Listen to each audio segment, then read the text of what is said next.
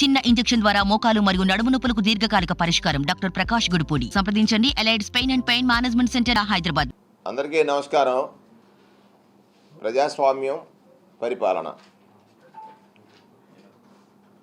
ఈ దేశానికి స్వాతంత్ర్యాన్ని సముపార్జించే సమయంలో గ్రామ స్వరాజ్యాన్ని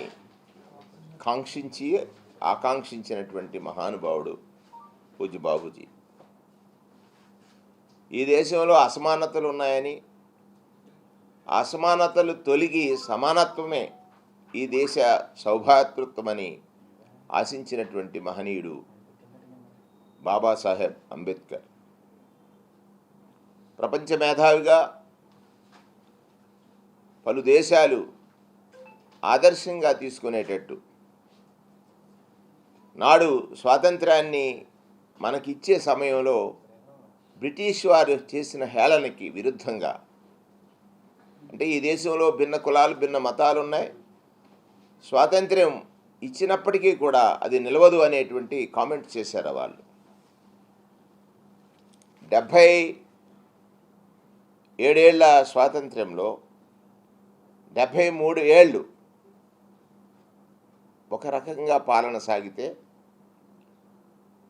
రాజ్యాంగ నిర్మాత ఆశించింది, పూజ్య బాపూజీ కోరుకున్నది.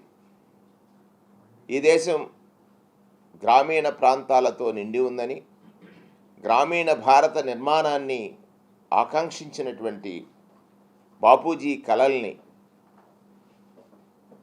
ఈ దేశ పౌరులందరూ కూడా జీవన ప్రామాణిక గ్రంథమైనటువంటి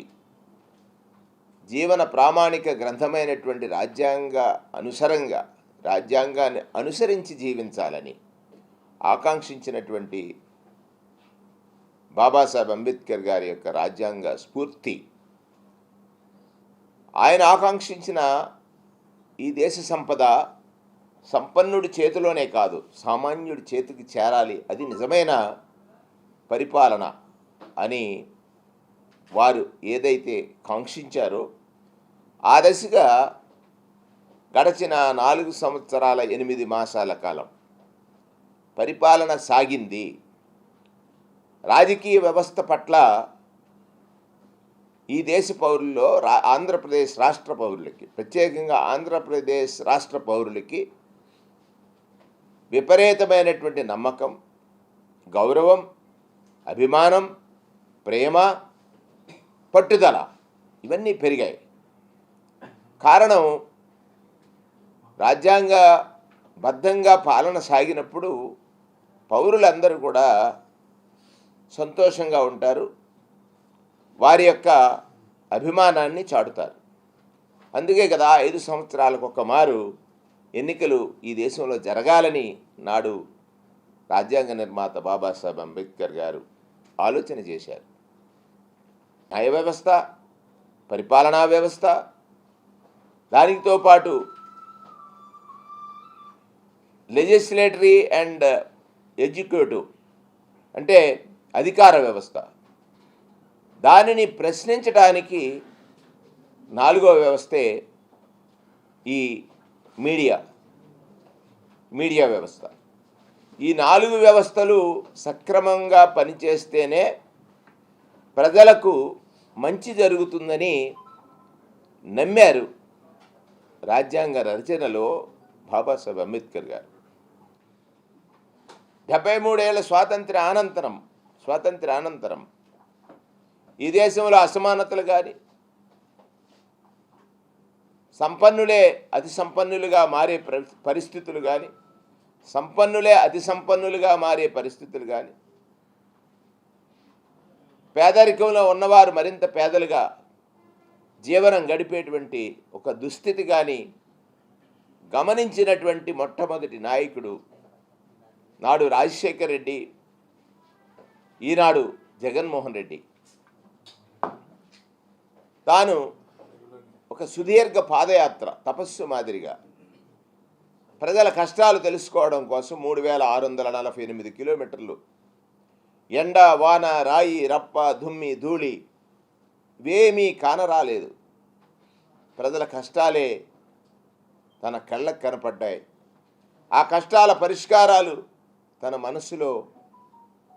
మనస్సులో వచ్చినటువంటి ఆలోచనల ద్వారా కేవలం 9 నవరత్నాలు ప్రకటన ద్వారా 9 అంశాలను స్పృశించారు. వాటిని ఈ దేశ పౌరులు అనేక మతాలు నమ్ముతారు, బైబిల్గా, ఖురాన్గా, లేకపోతే భగవద్గీతగా, హిందువులు భగవద్గీతగా. ఆ మాదిరిగా నమ్మాడు ఆయన. ఇవి అన్నీ కలిస్తేనే రాజ్యాంగం. ఆ రాజ్యాంగాన్ని నమ్మి పరిపాలించాడు. ఈ దేశంలో అనేకమైనటువంటి సంస్కరణలు జరిగాయి. సంస్కర్తలు పుట్టారు.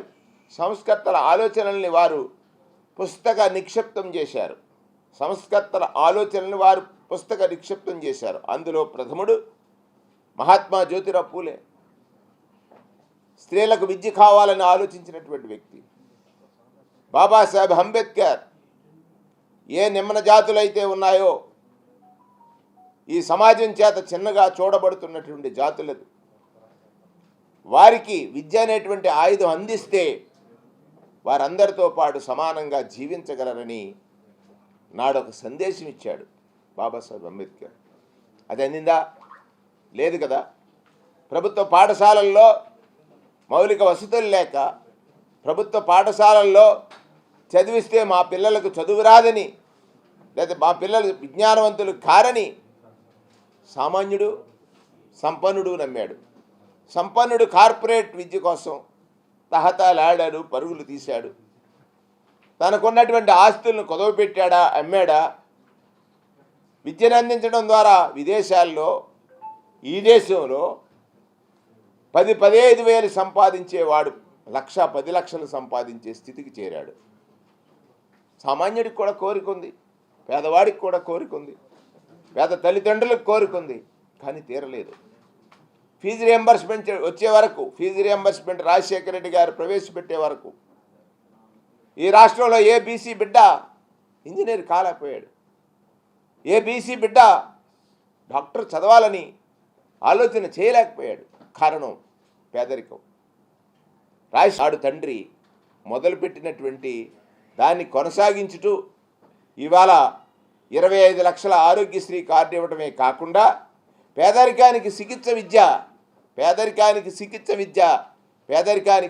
విద్య అంటే ఈ రాష్ట్రంలోనే కాకుండా ప్రపంచ దేశాల్లో ఎక్కడైనా ఆంధ్రప్రదేశ్ రాష్ట్రంలో పుట్టిన బిడ్డ అనర్గళంగా తాను ఇంగ్లీష్లో మాట్లాడాలని తప్పించాడు. ఇంగ్లీష్ విద్యను అందించాలని తీవ్రమైనటువంటి ఆలోచన చేశాడు. అసెంబ్లీలో తీర్మానం చేస్తే ఒక దుర్మార్గం, ఒక పెత్తందారి వ్యవస్థ, అబద్ధమే ఎజెండాగా, ప్రజలను మోసగించడమే లక్షణంగా బ్రతికినటువంటి చంద్రబాబు ఆ ఇంగ్లీష్ విద్య పేదవాడికి అందకూడదు కాదు అడ్డుకున్నటువంటి తీరుని మనం గమనించినట్లయితే, పౌర సమాజాన్ని నేను అడుగుతున్నాను, పౌర సమాజాన్ని నేను రిక్వెస్ట్ చేస్తున్నాను. అంటే ఒక పేదవాడు ఉన్నతుడు అవుతాడంటే, పేదవాడు ఉన్నత విద్య నేర్చుకుంటాడంటే అడ్డుకునేటువంటి ఒక రాక్షస మనస్తత్వాన్ని ప్రశ్నించాల్సిన బాధ్యత పౌరులుగా మీ అందరిపైన ఉందని సందర్భంగా మీకు మనవి చేస్తూ, ఒక్కటే నేను నిన్నే ఉదాహరణ చెప్పాను. ఈ సమాజంలో న్యాయ వ్యవస్థ అపార గౌరవం ఉంది, అలాగే రాజకీయ వ్యవస్థ దానిపైన పౌరులకు అపారమైన నమ్మకం ఉంది, మమ్మల్ని ఆదుకుంటుందని. మూడవ వ్యవస్థ అధికార రంగం మమ్మల్ని ఆదుకుంటుందనేటువంటి నమ్మకం. నాలుగో వ్యవస్థ, ఈ 3 వ్యవస్థలో ఎక్కడైనా తప్పిదాలు జరిగితే ఎత్తి చూపుతారనేటువంటి ఒక నమ్మకం ఉంది. దురదృష్టం, రాజకీయాల్లో ఒక అబద్ధం ఎంటర్ అయింది, ఒక అసత్యం ఎంటర్ అయింది. ప్రతి వ్యవస్థని మేనేజ్ చేసి పేదవాడిని పేదగా, మరింత పేదగా ఉంచాలనేటువంటి ఒక తపన పడ్డాడు. ఆ రోజు రాజకీయ వ్యవస్థలో విలువల్ని తాను పార్టీ పెట్టలేదే. పాపం ఎన్టీ రామారావు గారు పార్టీ పెట్టాడు పేదవాడి పొట్ట నింపడం కోసం. దాన్ని రాక్కున్నాడు. 2 రూపాయల కేజీ బియ్యం ఎత్తేసాడు. మద్య నిషేధం ఎత్తేసాడు. ఉచిత విద్యుత్తు కాదు, హార్స్ పవర్ 50 రూపాయలు ఎత్తేసాడు. ఈ 3 చాలు కదా సాక్ష్యం. తానేదో చెప్తాడు ఒక అబద్ధం, దాన్ని చూపించడానికి కొన్ని వ్యవస్థలు తయారు చేశాడు. మరిన్ని వీడియోస్ కోసం ఛానల్ ని సబ్స్క్రైబ్ చేయండి. లేటెస్ట్ అప్డేట్స్ కోసం వాట్సాప్ ఛానల్ ని ఫాలో చేయండి. అండ్ లింక్ డిస్క్రిప్షన్ లో ఉంది.